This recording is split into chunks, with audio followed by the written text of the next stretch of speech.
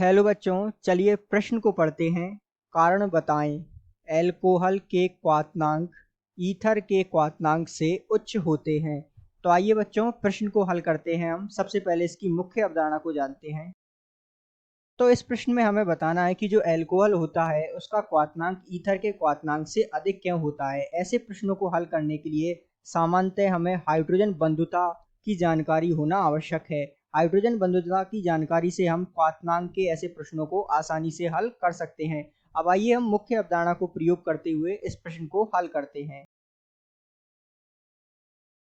तो एल्कोहल का सूत्र होता है ROH और ईथर का सूत्र होता है ROR।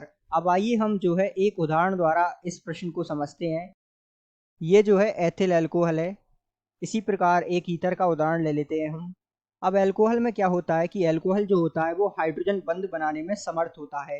ये किस प्रकार हाइड्रोजन बंध बनाता है, ध्यान दीजिएगा। इस प्रकार ये जो है हाइड्रोजन बंध बना लेता है और हाइड्रोजन बंध के कारण ये इसके जो अणु होते हैं वो पास पास होते हैं, अर्थात उन्हें हमें तोड़ने के लिए अधिक ऊर्जा देने की आवश्यकता होती है।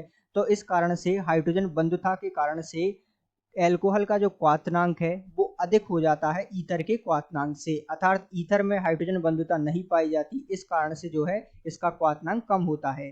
तो मुख्य अवधारणा के साथ अर्थात हाइड्रोजन बंधुता के साथ हम इस प्रश्न को समझ सकते हैं कि जो है एल्कोहल का क्वाथनांक हाइड्रोजन बंधुता के कारण ईथर के क्वाथनांक से उच्च होता है। तो इस प्रकार आप जो है इस प्रश्न को समझ सकते हैं। आशा करते हैं आपको समझ आया होगा। धन्यवाद।